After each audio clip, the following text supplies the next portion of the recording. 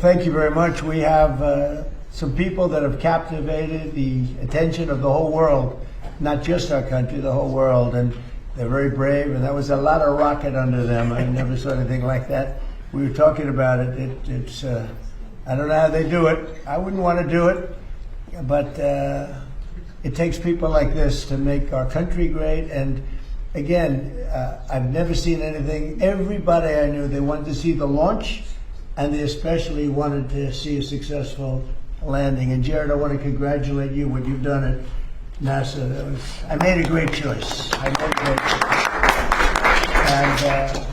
if you have any questions for any of us, feel free to ask. But we're very proud of these people. They have unbelievable courage, unbelievable. A lot of other things too, by the way. To get in there, you have to be very smart. You have to do a lot of things physically good. So I would have had no trouble making it. And physically very, very good. Maybe a little bit of a problem. I don't know. I'm sure we'll have to try it sometime. Is a president allowed to go up in one of these missions? We can get working on that, Mr. President. We have no problem, right? We'll launch more rockets. The opportunities. We'll have to try it. Congratulations very much. And by the way, their families are over here, beautiful families, and they're in the Oval Office, and they walked in, they said, wow, the Oval Office. Everybody likes the Oval Office. Any questions, please? President. Thank you, Mr. President. First of all, it's a great honor to meet all of you. Congratulations, and welcome to the White House. I have had the privilege of interviewing Gene Cernan, the last man to walk on the moon. Oh, good. Is that what you would like to do? And Mr. President, do you think that will happen during your second term? Well, we have a shot at it. I mean, we don't like to say definitely, because then you say, oh, we failed. Because I think we could say we're ahead of schedule. So we have a good shot. We've authorized it. And I think with this team and, with Jared's done such an amazing job at NASA, I think we have a good shot, right? We'll see. Yes, Mr. President, we have an achievable plan now back to the moon, and we're back in the business of launching moon rockets with frequency. So we just sent Artemis 2 around the moon. We're going to launch Artemis 3 in 2027. We'll protect for up for 2 opportunities in 2028 to return astronauts to the surface of the moon. I like space. I started Space Force, as you very well know. It's been very, very important. Then they tried to kill it. And actually, the military would not let the Biden administration kill it. They wanted to kill it. And it's going to turn out to be one of our most important things. I think it'll turn out to be one of the most important things they did. But we got involved with NASA bringing it back. And I was saying when I first looked at some of your facilities, they had grass growing on the runways, right in between the cracks of the asphalt. And but not anymore. It's really strong. And what they do, one of the things they do that's so important is for our military offense and defense. And a lot of people say, well, is it worth it? It's really worth it, because what's happened militarily, you see what we're doing militarily, a lot of that comes from space.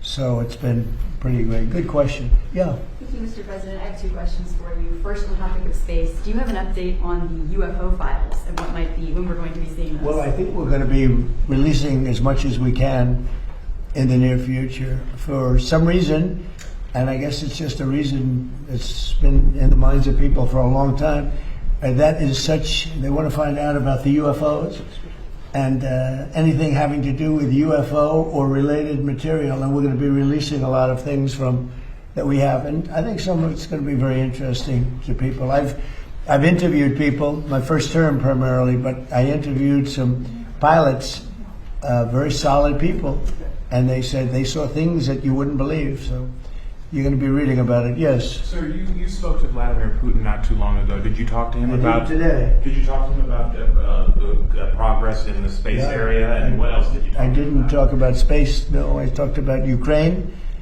and I talked a little bit about Iran. I talked about a few different subjects, mostly about Ukraine, and we had a very good conversation. I think we're going to come up with a solution relatively quickly, I hope. What does he want? I think he'd like to see a solution, I can tell you, and that's good. What involvement does he want to have in the Iran situation? He told me he'd like to be involved with the enrichment if he can help us get it. I said I'd much rather have you be involved with ending the war with Ukraine. To me, that would be more important, because we're going to have that. Look, we're not going to let Iran have a nuclear weapon, and We've knocked out their Navy, we've knocked out their Air Force, we've knocked out their anti-aircraft, everything, apparatus, everything they have, their radar, they have very little left. And they have some missiles, a small percentage. They have a small percentage of missile-making facilities. We knocked out about 80% of them. The rest could come very quickly if we don't make a deal. They're not going to have a nuclear weapon. They know it, and just about everybody else does. And so we talked about that a little bit.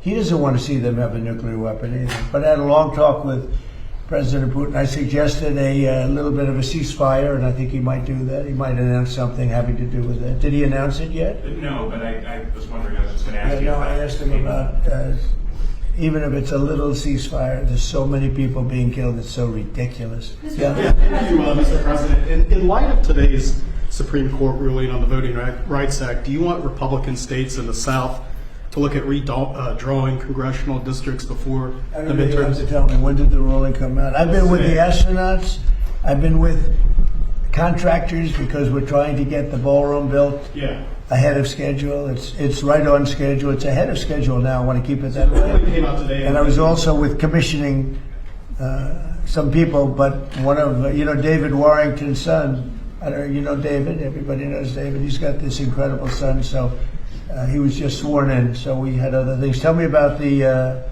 what happened. Well, some think that the ruling can create more Republican-held congressional seats in the South. That's good. Yeah, would you That's want the them kind of to? ruling I like. Would you want them to When pursue did that that? happen? Well, the Supreme Court ruled on it this morning. Really? Is that right? Tell me about the ruling. Well, I have a question. This is CNN fake news. On your call with President Putin today, do you think the war in Iran ends first or the war in Ukraine? Well, we talked more about the war in Ukraine, but he would like to be of help. I said, before you help me, I want to end your war. So we had a good talk. I've known him a long time. I think he was ready to make a deal a while ago. I think some people made it difficult for him to make a deal, but we talked more about Ukraine. But which war do you think ends first? That's an interesting question. Coming from you, that's very interesting. Which war would end first? I don't know. Maybe they're on a similar timetable. I think Ukraine, militarily, they're defeated. Okay, you wouldn't know that by reading the fake news, but militarily, look, their Navy. So they had 159 ships. Every ship is right now underwater. Typically, that's pretty good. What do you think, Jared? I mean, it's going to be hard for them to make a naval comeback. Okay, now they have an Air Force. Every one of their planes has been shot down or has been decimated. They have missiles, about 82% are gone, and they have drones, and most of them are gone. Most of the factories are mostly gone, and we have tremendous anti-drone equipment now, between lasers and that new, very special machine gun that knocks them out of the air like flies. And we use bullets instead of $1 million, missiles to knock out a $30,000 drone. So I would say Jared would tell me that with everything you just heard, typically we're in pretty good shape. And in addition, their economy is crashing. Their, as you know, their money, they call it their money, they don't have a name for it. Their money is valueless. They've got inflation that nobody's ever seen before. Other than that, I think they're doing quite well. If you read the New York Times, you'd say they're doing wonderfully because it's fake news. Or if you watch CNN, I mean, you cover it all the time. You think they're doing well. Do you think they're doing well where they have no Navy, no Air Force, no anti-aircraft apparatus, other than what they may have put there? They may have brought in some light stuff during the ceasefire, and we know exactly where it is, so it'll be knocked out within the first 15 minutes. Thank you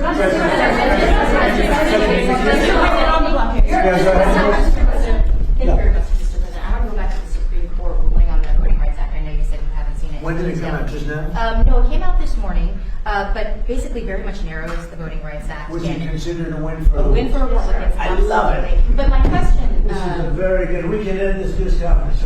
I want to read it. my question Wow. for you, Mr. President, is that some Republican governors have not responded in terms of what they're going to do. I guess early voting, for example, in Louisiana Republican governors what? Republican governors. What about it? Early voting begins Saturday there, for instance. Should they redraw the map in the next couple of I weeks? would. I mean, it depends. I mean, some states don't need to redraw. and some do. I mean, I know what the concept of the role. I just haven't seen the result. Yeah, I would say generally, I would think that they would want to do it. Some are greatly helped, and some, it didn't make much difference. Yeah, I would say they would do that. They have time to do it. Yeah, please. Thank you, Mr. President. I want to ask you, there's a lot of drama on the House floor today. Several bills were stalled, and a rule took 2 hours to pass today, and there's still some tension over the farm bill. Do you think that you need to get more involved legislatively on Capitol Hill? Well, we want the farm bill. The Democrats don't. We want security, okay? We need security. We want security. The Democrats don't think we need security. They actually do, but they suffer greatly from Trump derangement syndrome, like at levels that nobody's ever seen. They're sick people. There's something wrong with them. They don't want to pay anybody for security. They don't like ICE. They don't like Border Patrol people. They don't like the people that keep us safe. When they ran this, they let 25 million people into our country, and many of those people were from prisons. They were from mental institutions, drug dealers, murderers, 11,888 murders, half of whom committed more than one murder. They think that was fine. I happen to like law enforcement. They essentially want to defund law enforcement. And I don't think the public's going to let them get away with it. We got it all approved in the great big beautiful bill, and they want to renegotiate. We don't like that. Yeah. Mr. President, the King's speech that he made to Congress, he spoke strongly, forcefully about the necessity for a strong NATO alliance. He also spoke about the necessity to continue to support Ukraine. Did his speech in any way change your thinking on either of those issues? Well, you have to understand, my thinking is, I think, exactly correct, but I was very disappointed with the fact that when we called on them to give us a little hand, we didn't need it. I actually did it just to see whether or not they'd be there. When we called on NATO to give us a hand with Ukraine, and in particular the most recent, we asked them to do certain things on Ukraine, and we also wanted them to do things with Iran. And on Ukraine, they're very much involved, but they didn't do things the way we would like to see it. It's been going on for a long time. And on Iran, they weren't there. As you know it better than anybody. They weren't there. The king is fantastic. We spent a lot of time together. We had a lot of talk. We talked about this also. And he loves his country, and he's a great king, and he's a great friend of mine. And I think if he were doing that, if that were up to him, he would have probably helped us with Iran. He would have followed the suggestions we made with respect to Ukraine, because we have some disagreements on Ukraine, and not having to do with NATO so much as European countries. But no, he's coming back tomorrow. We had an incredible evening last night, and he's leaving tomorrow. He's going to come back and see us before he leaves, but I think he's a phenomenal representative for his country. I think the people in the United Kingdom should be proud. I loved the speech yesterday. I watched it. I loved the speech last night. I don't know about my speech. I thought my speech was okay too, but I thought he was. I think he's an unbelievable king, and by the way, an unbelievable queen. They are a great couple. This morning, I don't know if you were talking about how busy you were this morning. James Comey was in court. He self-surrendered. He's now in charge a second time. This time over a social media post with seashells that said 8647. Do you really think that he was endangering your life or threatening your life with that? Well, if anybody knows anything about crime, they know 86. You know what 86? It's a mob term for kill 'em. You ever see the movies? 86 'em. The mobster says to one of his wonderful associates, 86 'em. That means kill 'em. It's. I think of it as a mob term. I don't know. People think of it as something having to do with disappearing, but the mob uses that term to say when they want to kill somebody, they say 86, the son of a gun. I'm trying to keep the language nice and clear. They don't use that term, son of a gun. They use another term. But that's a mob term for kill 'em. Yeah. But do you really think your life was in danger? Probably. I don't know. Based on what I'm seeing out there, yeah. The people like Comey have created tremendous danger, I think, for politicians and others. Comey is a dirty cop. He's a very dirty cop. He cheated on the elections. He tried to help Hillary Clinton, as you know. He dismissed a lot of things that he should have proceeded with. I wasn't involved, but he should have proceeded with. No, he's a dirty cop. He's a crooked man, yeah. Mr. President, you just described there's been disagreement between the U.S. and Keir Starmer on support for Iran. Did your visit with the king smooth that over or create any more? My visit with the king really was it was extraordinary. I mean, he's an extraordinary man. He's an extraordinary person. And yeah, it helps from the standpoint that, when you like the king of a country so much, it probably helps your relationship with the prime minister. But, in that case, the prime minister, I said, do you want to send a little help? He said, no, we'll send it after you win the war. I said, that's not good. That's not good. What do you think of that, Jared? Sending help after we win the war? I don't know. Something that bothers me. I don't want to get you guys involved, but I can imagine what you're thinking.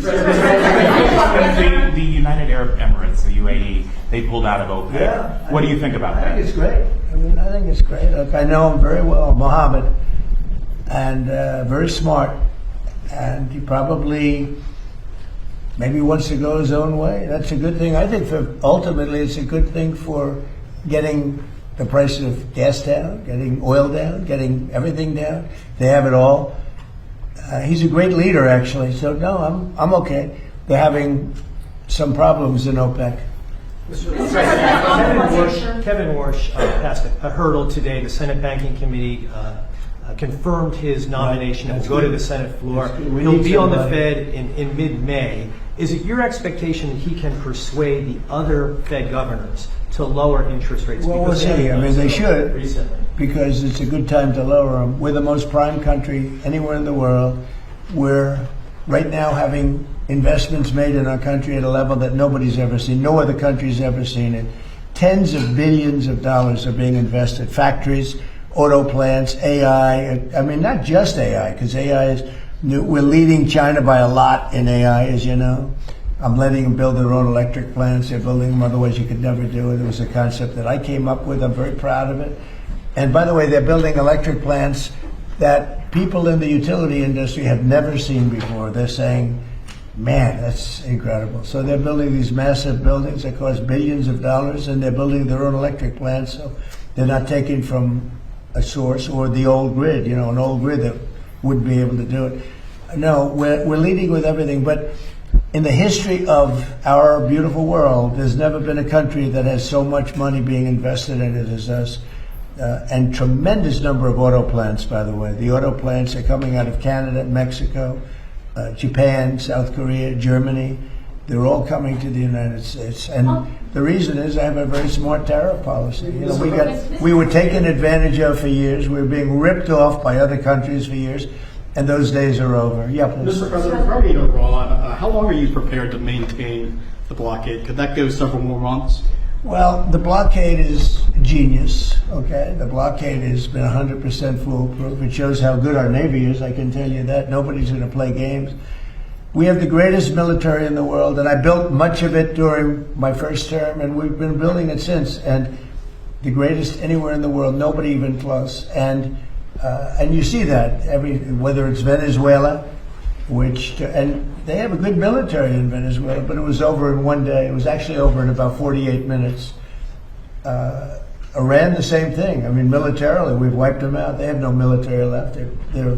It's all the Navy's at the bottom of the sea. The Air Force is never going to fly again. We've got an amazing military. Now they have to cry uncle. That's all they have to do. Just say, we give up. We give up.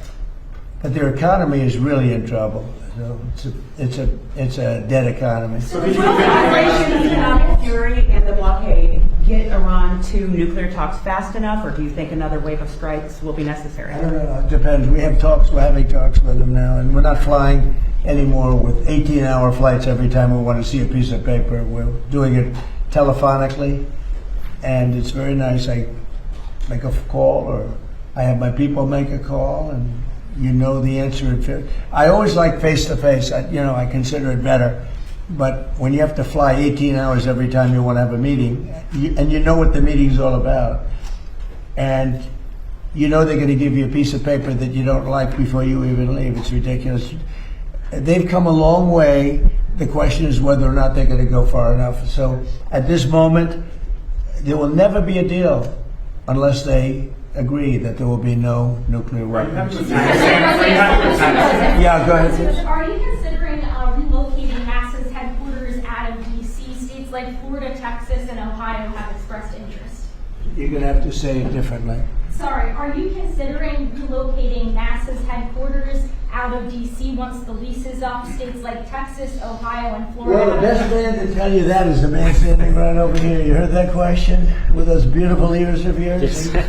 He's got great hearing, you know. He's got super hearing. Trick of the trade, sir. What's the answer to that? I think the answer to that is we have 10 amazing centers around the country that all kind of bubble up to contribute to the mission we're able to undertake, like Artemis 2. I think in terms of the headquarters, we have a lot of people very interested in our mission. So being here in DC gives us the opportunity to kind of interact from all our stakeholders, make sure we make the right decisions for the nation. Yeah, DC is an advantage, I guess, for you. It's got to go around. It's got to see some senators, make sure they keep going, right? Yes, Mr. President. Probably staying around is not so bad. And importantly, Washington, D.C. is now one of the safest cities in the country. When I came here a little more than a year ago, it was a very unsafe city. And now, maybe even more importantly than that, we have the hottest country anywhere in the world. And you helped make it hot. You know, you helped make it hot. When a year and a half ago, and I say it a lot, the King of Saudi Arabia, but others also, the King of Saudi Arabia said, Mr. President, a year and a half ago, we thought you had a dead country. We thought the United States was a dead country, and now you have the hottest country anywhere in the world, and we do. And believe it or not, I mean, when everybody in the world was watching that incredible performance by NASA, these incredible people behind me, where they get the bravery, I have no idea. But you're a big part of it. You really are. We have the hottest country in the world. Thank you very much, everybody. Thank you, President.